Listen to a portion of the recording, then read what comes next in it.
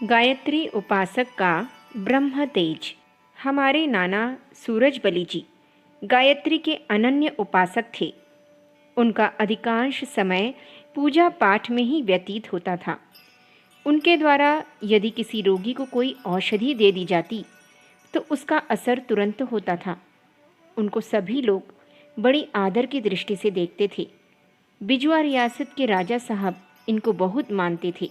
प्रतिवर्ष उनके कृष्ण उत्सव पर राजा साहब अपने अहलकारों के साथ स्वयं आते थे। राजा साहब ने उन्हें बहुत सी भूमि दान दी थी, जिसके उत्तराधिकारी होने के नाते आजकल हम लोग काबिज हैं। नाना जी के घर अतिथियों और अभ्यागतों की सदा भीड़ लगी रहती थी। उनके द्वार पर लोग अनेक प्रयोजन लेकर आते थे और गायत्री माता की कृपा से सभी लोग संतुष्ट होकर जाते थे। गायत्री साधना के फलस्वरूप नाना जी में बहुत ब्रह्मतेज पैदा हो गया था, जो उनके चेहरे पर निरंतर चमकता रहता था।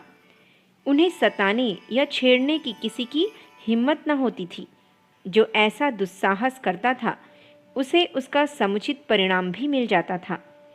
एक बार इनके एक पंडिताई के गांव बोकरिहा के भूदर जी जोशी ने अपने यहाँ श्रीमद् भागवत की कथा कहने का नाना जी को आमंत्रण दिया। उन्होंने उसे स्वीकार कर लिया, परंतु पीछे भूदर जी बदल गए और उनने एक दूसरे पंडित को कथा कहने बुला लिया। नाना जी को यह बात बुरी लगी। उनका अपमान भूदर जी तथा उनके भाई के लिए बहुत ही हानिकारक हुआ। कथा के यज्ञ के समय अचानक ऐसा अंधड़ आया कि जलता हुआ हवन ऊपर आकाश में सैकड़ों गज ऊंचा उड़ गया और उसी समय से वे पागल हो गए। किसी को यह समझने में देर न लगी कि यह सूरजबली जी के कोप का फल है। उनके अपराध के लिए बहुत क्षमा मांगी, उन्हें संतुष्ट किया, उनके शिष्य बने। तब कहीं जाकर उनका पागलपन दूर हुआ। एक बार एक लोधा नाना जी का शिष्य बना। उसके घर में कोई और न था। अकेला होने के कारण उन्हीं के यहाँ रहने लगा। उन्हीं का काम करता और रोटी खाता। एक दिन उसकी नीयत बिगड़ी और नाना जी का सोना चुरा लिया। जब कोई अपनी चोरी मंजूर करने को तैयार न हुआ तो वे एक पीपल के नीचे कुछ विशेष साधना करने चले गए। इधर वह लोधा जब थाली में भोजन करने बैठा तो हमारी मौसी ने देखा कि वह जो ग्रास भोजन का उठाता है वह कांप कर थाली में बार बार गिर जाता है। उसके हाथ बिल्कुल निकम्मे हो गए थे, मानो लकवा मार गया हो। लोधा घबरा गया और उसने चुराया हुआ सोना लाकर चुपचाप वापस कर दिया। ऐसी ऐसी उनके जीवन की अनेकों घटनाएं हैं। करीब 40 वर्ष पूर्व 80 वर्ष की आयु में उनका स्वर्गवास हुआ था।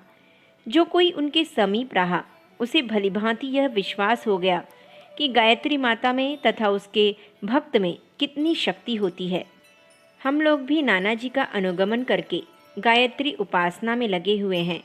जितना कुछ बन पड़ता है माता की सेवा पूजा करते हैं। अपने थोड़े से प्रयत्न को देखते हुए उससे प्राप्त होने वाले सत्परिणामों की मात्रा बहुत भारी है। जब हम स्वल्प साधना से इतना लाभ उठाते हैं तो नाना जी की तपस्या को देखते हुए उनका इतना प्रताप उचित ही था। अखंड ज्योति, जुलाई सन 1952, पृष्ठ संख्या 20। हमारे YouTube चैनल विचार क्रांति दूत अखंड ज्योति पत्रिका को सब्सक्राइब करें एवं अगली वीडियोस प्राप्त करने के लिए बेल आइकन दबाएं। धन्यवाद।